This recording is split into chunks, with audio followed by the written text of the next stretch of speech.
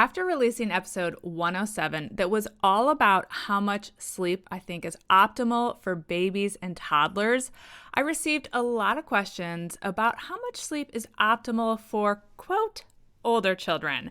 In fact, we get a lot of requests for episodes related to sleep for children who are 5 and up, so I'm excited to dive into this today. Also, lately I've worked with many families who have seen major transformations with their children after we increase the amount of sleep that their young child is getting each night. So today, I want to help you understand the difference between the amount of sleep your child needs to get by and be fine versus the amount of sleep they need to truly thrive. If you have a child between 3 and 10 years old, this episode is for you. And be sure to check out the show notes for the link I'm going to share that will allow you to grab the free download I created to go along and support you with this episode. Hi, I'm Allison Egidi, a pediatric sleep and wellness coach and a mom of 2.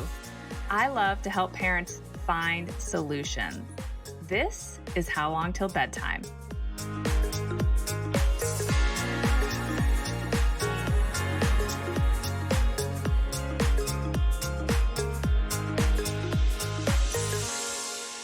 The American Academy of Pediatrics recommends that children between the age of 3 and 5 years old get 10 to 13 hours of sleep in a 24-hour period, and that children between the age of 6 and 10 years old get 9 to 12 hours of sleep in a 24-hour period.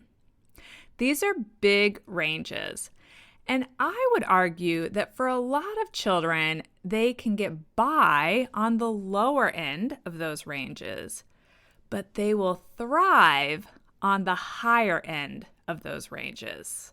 So let me elaborate.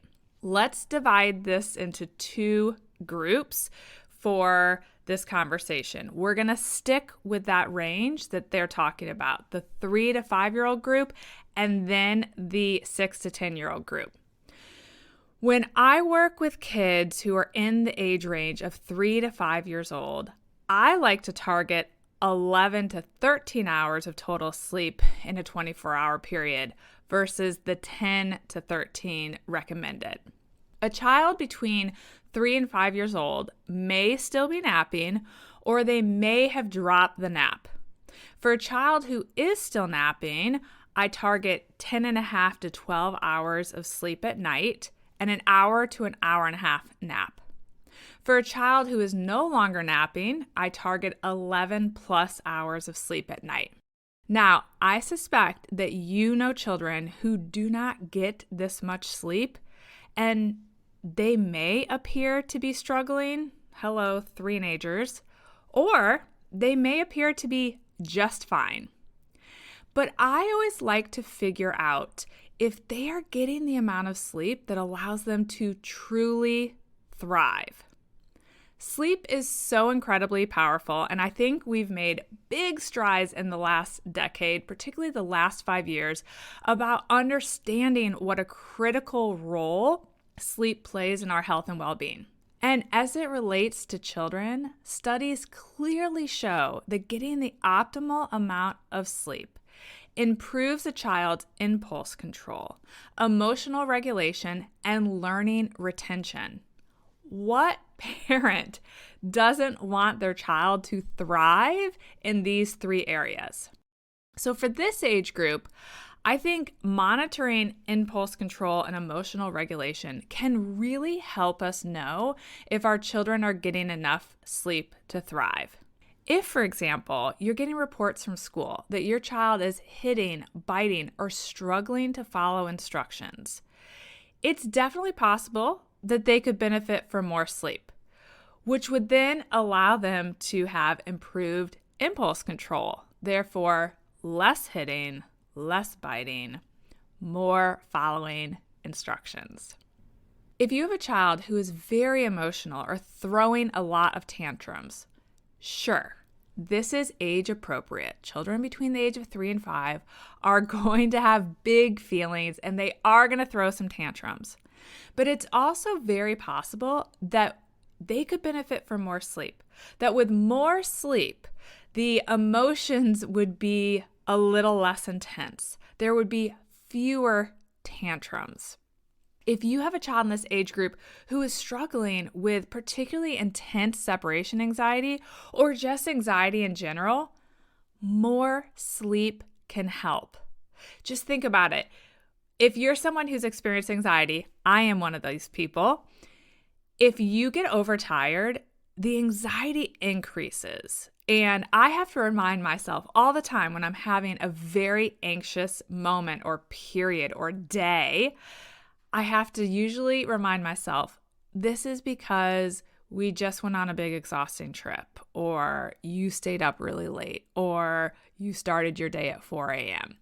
And it's easy for me to do. Actually, I wouldn't say it's easy. It's something that I've taught myself to do, but it's not a skill that our young kids have. And sleep can really help reduce the intensity of separation anxiety and just general anxiety. And another big area that's starting to get some more attention that I'm really pleased about is diagnosing children with ADHD. If it's been suggested to you or you suspect your child may have ADHD, but they aren't getting at least 11 hours of sleep in that 24-hour period, you may want to consider exploring getting them more sleep prior to doing any testing. I cannot tell you how many times I work with a family who has a child in this 3 to 5-year-old age range, even older. This would actually be true for the next age range too, 6 to 10 years old. But they have a child who has been told they have some symptoms of ADHD or a lot of symptoms of ADHD. And then once we get them sleeping more, they see a huge improvement in their child's behavior. And in addition to the parents noticing improved behavior at home, teachers are often reporting that the child is happier and more cooperative at school. I have parents who report back that their child who has been in occupational therapy is now seeing huge strides after we improve their sleep. I have pediatricians who refer parents to me prior to starting occupational therapy or getting ADHD testing. And after we improve sleep, the parents decide that no additional assistance or testing is necessary. These reports make me so happy because it means that these little kiddos are now thriving at school and at home. This does not mean that these children have perfect behavior. No one does. But it does mean that it's easier for them to move through the world as they learn and grow. And this also doesn't mean that children don't need occupational therapy or don't have ADHD. But for those families who move ahead with testing or therapy, it means that they are getting more accurate results that aren't muddied by lack of sleep. And I think it's worth noting that sometimes there can be very noticeable changes in a child's behavior because they were maybe just 30 minutes short on the amount of sleep they needed to thrive, to shift from getting by to thriving. And other times, it could be that they were 2+ hours short. So each child and situation is certainly unique in how much sleep they're going to need to shift from getting by to thriving. And I know some people listening right now are feeling very skeptical about the idea that their child could actually get more sleep. You may feel like bedtime is already a struggle, or your child is full of energy at bedtime or in the evening, and they certainly don't seem tired, or they take forever to fall asleep at night. So how the heck are we going to get them more sleep? I want to caution you against taking that behavior that you're clearly seeing and experiencing to mean that your child wouldn't benefit from more sleep. There are a lot of factors that play into setting your child up for smooth bedtime and sleep readiness. If you're needing to wake your child in the morning and or they are struggling with their behavior, chances are more sleep could shift them from getting by to thriving, and it is possible. If you're interested in learning more about how you can help your 3 to 5-year-old get more sleep, we can always connect for a free 15-minute Get Acquainted call, or you can check out my free class, 3 Steps to a Successful Sleep Reset with a 2.5 to 6-year-old. I'll include links to both of those in the show notes.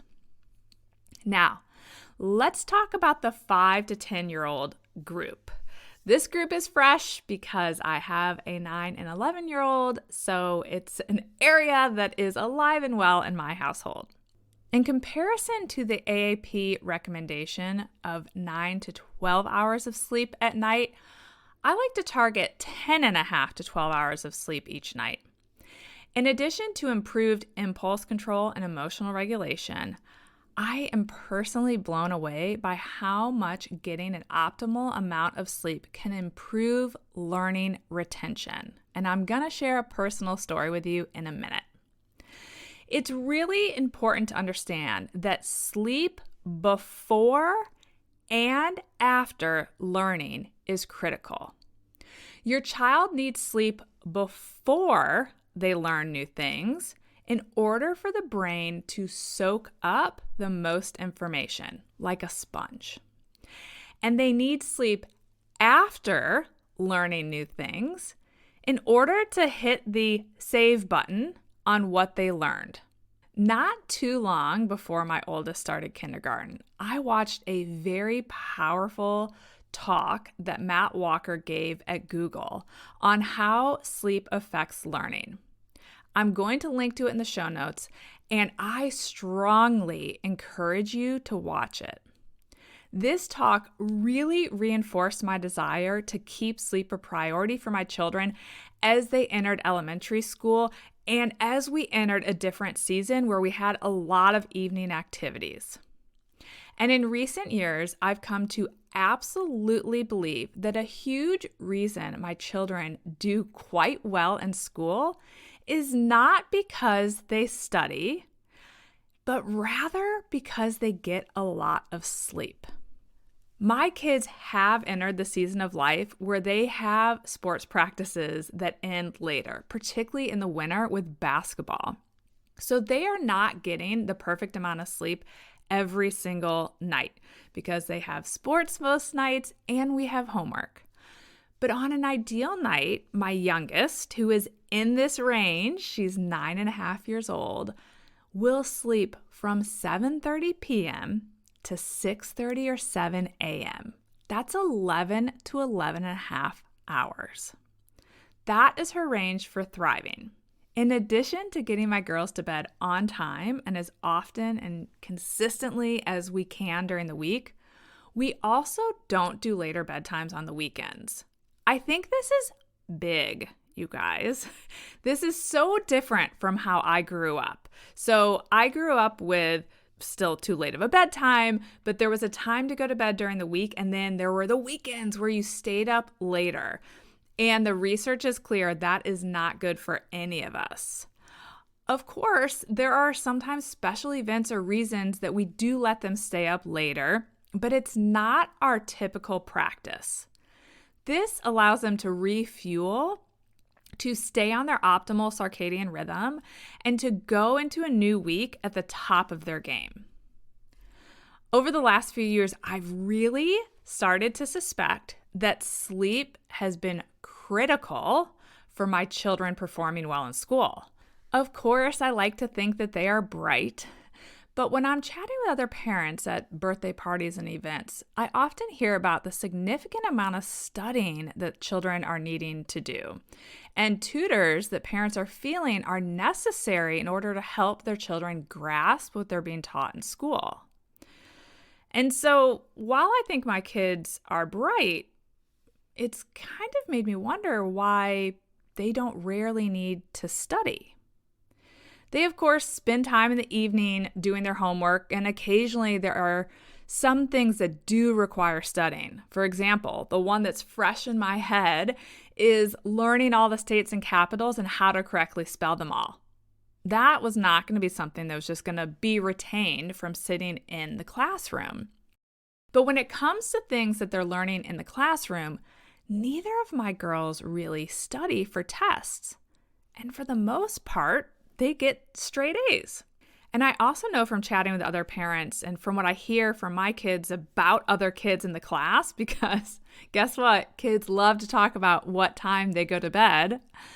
My kids are getting a lot more sleep than their peers.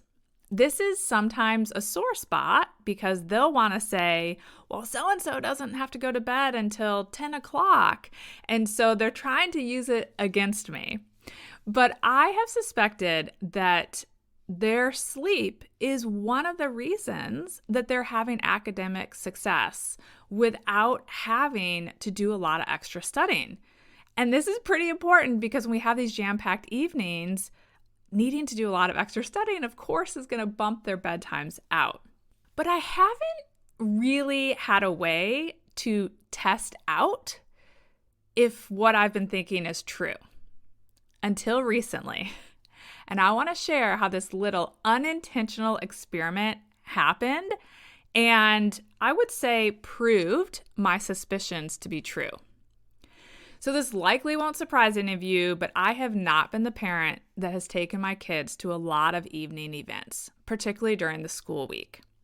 So despite the fact that I am a huge UVA basketball fan, or I guess sports fan in general, and we are lucky enough to live in Charlottesville and have since before we had our kids, we haven't really been going to any night games since we had our girls.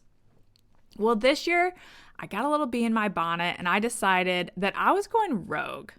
Both of my girls play basketball and they are older and they're super fun to take to the games. And I thought, oh my gosh, I've done this for over a decade of giving up going to these sporting events. And I have all these amazing memories of growing up in a college town myself and going to basketball games with my dad. And I thought, we're doing it. This is the year. We are diving in and we're going to as many home games as we possibly can. And I went all out. I started going to both the women and the men's games with the girls, and we were having a grand old time. And then I noticed that my 9-year-old's grades started to slip. She went from getting mostly A pluses to getting B's, B minuses. And at first I really didn't think much of it because, hello, it's third grade and I don't really harp on my kids about school. And I don't think straight A's is mission critical in third grade. But after a couple weeks of seeing these consistent B's versus the consistent A's we had been seeing, I started to become curious.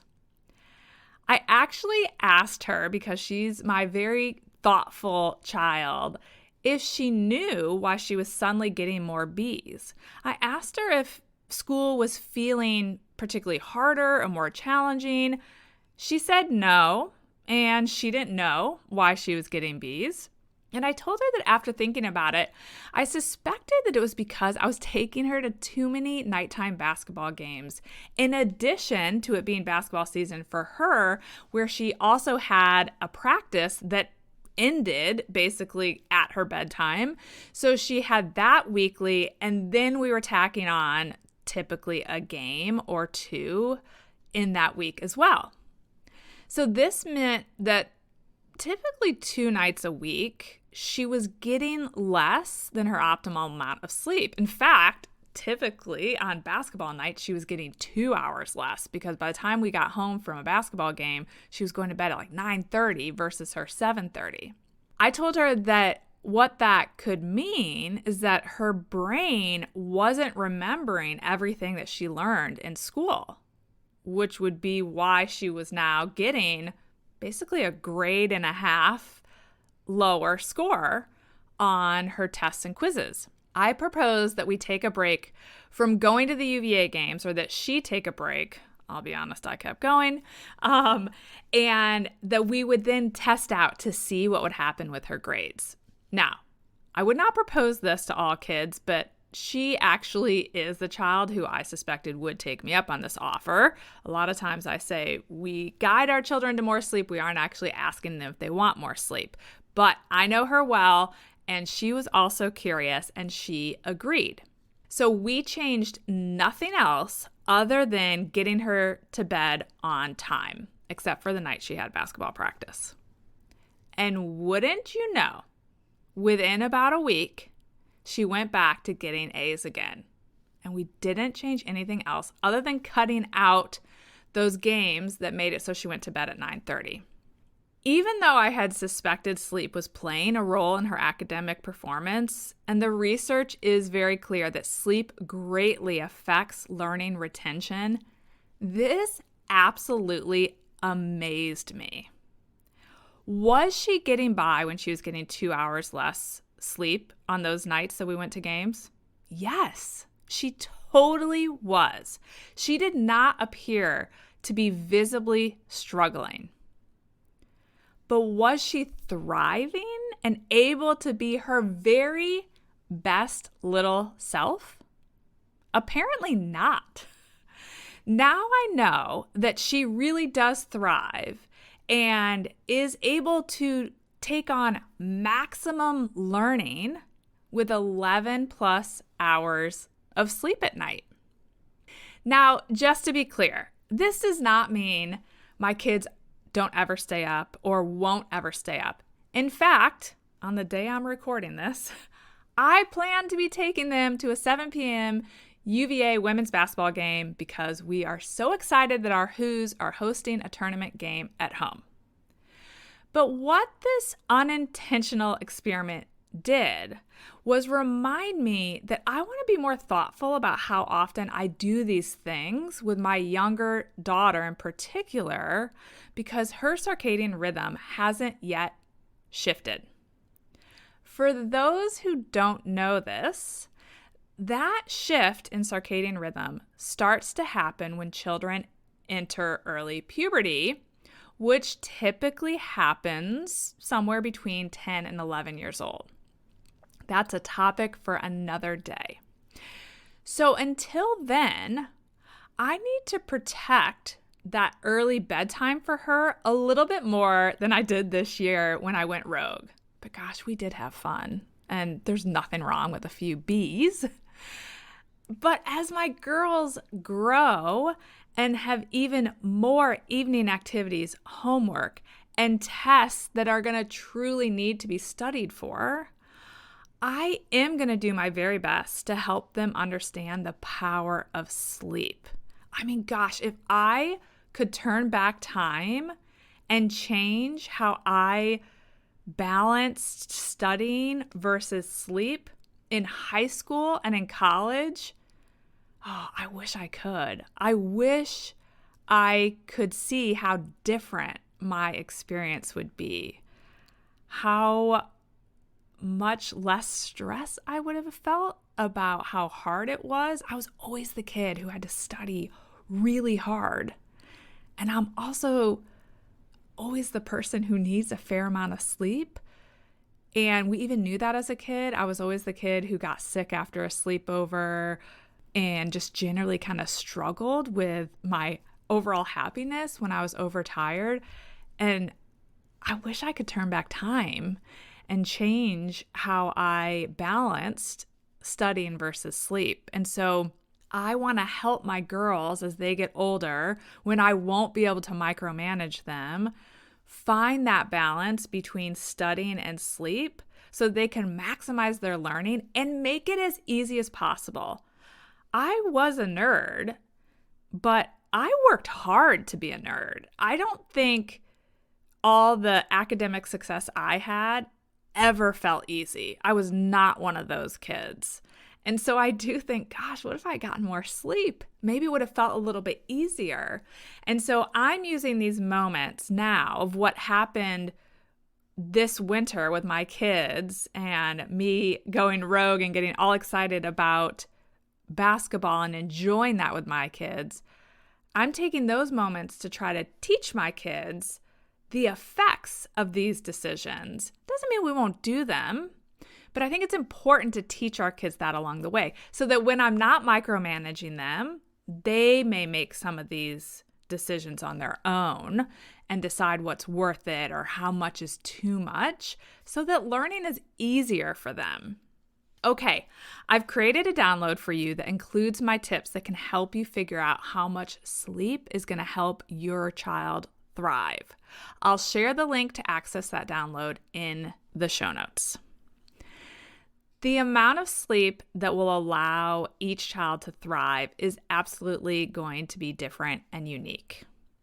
My hope is that if you're not sure if you've hit the mark just yet, that this episode will make you curious to test out if more sleep would help your child shift from maybe just getting by and being a happy little kiddo or a struggling child to a child who's thriving. As always, thanks for listening, and I hope you'll come back again next week. Bye for now. Thank you for listening to How Long Till Bedtime. To learn how we can work together to improve your child's sleep, please visit sleepandwellnesscoach.com.